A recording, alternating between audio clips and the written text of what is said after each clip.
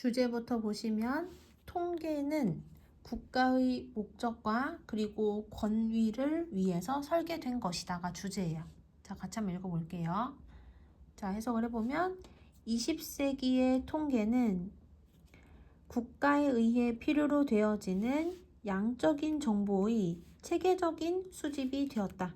그래서 20세기부터 통계는 국가가 필요한 숫자 정보들을 체계적으로 모으는 일이 되었대요. 그 다음 넘어가서 이러한 과정은 여기서 보면 오브가 전치사기 때문에 전치사 뒤에 뭐 온다? 명사, 동명사가 되지. 그래서 여기 동명사가 나온 거고 이 동명사의 동작을 누가 하는지를 따로 나타내고 싶으면 그 앞에다가 동명사의 의미상의 주어를 쓰는 거야.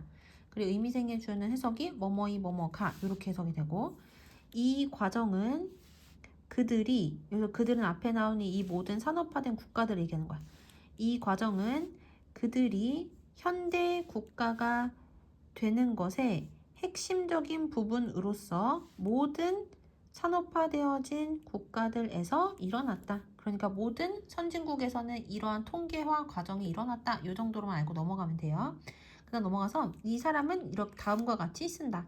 가주어, 진주어니까 여기 먼저 해석을 해야 되고 그리고 이 안에서 보시면은 simultaneously 하면 동시에란 뜻이거든. 그래서 대절이라고 그리고 또 대절이라고 동시에 생각하는 것은 어렵다. 이렇게 해석을 하면 돼요. 자, 다시 한번 보면 측정, 여기 being pp니까 수동이겠지. 그래서 측정되어지는 대상이 정말로 존재를 하고 그리고 이것이 겨우 오로지 관습에 불과하다고 동시에 생각하는 것은 어렵다. 됐지? 그러니까 우리가 측정하는 대상이 실제로 존재를 하면서 그러면서 동시에 단지 관습, 약속된 방식, 인간이 만든 약속일 뿐이라고 동시에 생각하는 것은 어떻다? 어렵다. 자, 여기까지만 읽어보면 약간 이해가 안 되거든. 그 다음에 넘어가서 다음 거 볼게요. 예시 문장의 맨 앞에 나면 하지만이라는 뜻이거든.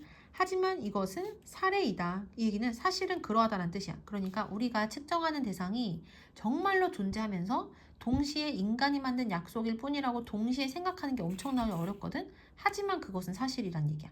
자, 여기까지 읽으면 이해가 좀 안 돼요. 그래서 여기서 예시를 설명을 길게 해주고 있거든. 88번, 89번 한번 읽어볼게요. 일단 피노미나 하면 이거는 피노미넌, 현상의 복수형이거든.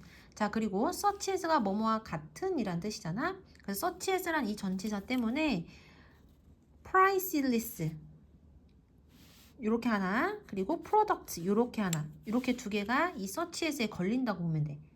charge가 요금을 부과하다라는 뜻이잖아요. 그래서 부과되어지는 가격 그리고 판매되어지는 제품과 같은 그러한 현상들은 어떻다? 존재한다. 그래서 얘가 주어, 얘가 동사인 거야. 그러니까 가격 책정이라든지 아니면 상품 판매 같은 것은 실제로 일어나는 현상이다 라는 얘기를 한 거고 하지만 그 다음 주어가 여기서부터 여기까지가 주어고 이 두 개의 주어를 supporting부터 여기까지가 꾸며주는 역할을 하는 거야. 그리고 but 뒷부분의 동사가 여기라고 볼 수가 있는 거야. 자, 해석을 해볼게요. 하지만 공식 통계의 수집, 집계, 그리고 정리를 뒷받침하는 그러한 범주와 그리고 분류 체계는 고안되어진다. 끊고 뭐 하기 위해서? 거시 경제나 또는 사회 정책을 위한 국가의 목적을 이행하기 위하여. 읽으니까 더 모르겠죠. 자, 쉽게 설명을 해보면은 가격을 부과하는 거. 그러니까 우리 세상에는 원래 되게 다양한 경제 현상들이 일어나잖아. 예를 들어서 물건이 팔리는 거, 그리고 가격이 매겨지는 거, 그리고 사람들이 일하고 돈 버는 거. 이런 것들은 어때요? 되게 자연스러운 사회 경제 현상이라고 볼 수가 있겠지. 여기까지는 되게 자연스러운 사회 경제 현상이야. 그런데 정부는 이 앞에 나오는 이런 복잡한 현실을 관리하고 통제하기 위해서 현상을 어떻게 돼? 분류하고 그리고 숫자로 표현을 하는 체계를 만드는 거야. 여기까지 그 내용이거든. 공식 통계를 어때요? 수집하고 집계하고 그리고 정리를 뒷받침하는 범주와 그리고 분류 체계 이런 것들이 정부에 의해서 만들어지는 거야. 예를 들어서 실업률이라든지 GDP라든지 소득 분포 같은 그런 개념이 있다고 해봐. 그럼 이러한 개념들은 원래 자연에 존재했었던 게 아니라 국가가 첫 번째 사회 정책을 세우기 위해서 또는 국가의 전체의 흐름을 조절하는 경제를 위해서 인위적으로 만들어진 분류 체계란 말이야. 여기까지 되시죠? 그러니까 정리하자면 아까 전에 가격을 매기는 거라든지 아니면 물건이 팔리는 것 같은 거 이런 것들은 되게 자연스러운 현상이지만 그 현상을 정부가 정리하고 분류하기 위한 체계를 인위적으로 만들었다는 얘기야. 여기까지 되시죠? 자, 다시 해석을 해볼게요.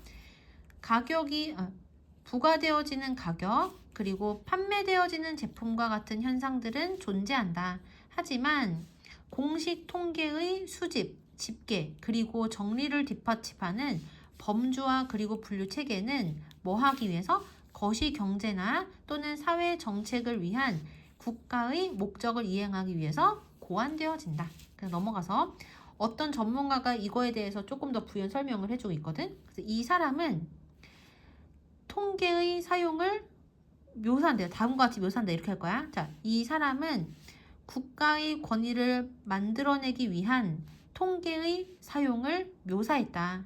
땡땡 하고서 어떻게 묘사를 했냐면 정량화, 양으로 만들다니까 통계화랑 똑같다고 생각하면 돼. 통계화는 결정하는 것처럼 보이는 것 없이 결정을 하는 그러한 방법이다.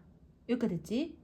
그 다음 콤마 ing 분사구문 나오는데 여기서 이 콤마 ing 분사구문은 앞에 나오는 이 통계화, 정량화에 대해서 더 부연 설명하는 거라고 생각하면 되고요.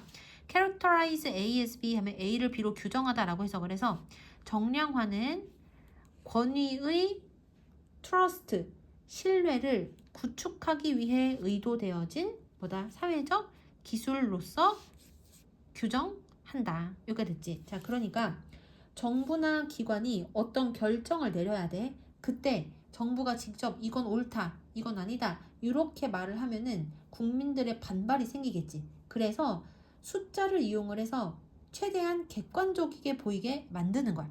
그렇게 하면은 내가 결정한 게 아니어도 그런 방향으로 나아갈 수밖에 없게 국민들을 설득할 수가 있다는 얘기야.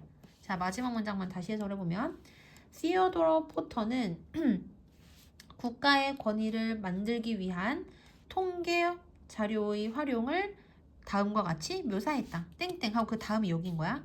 통계화는 결정하는 것처럼 보이는 것도 없이 결정을 하는 방식이고 그리고 통계화는 권위의 신뢰를 구축하기 위해 의도되어진 사회적 기술로 규정한다.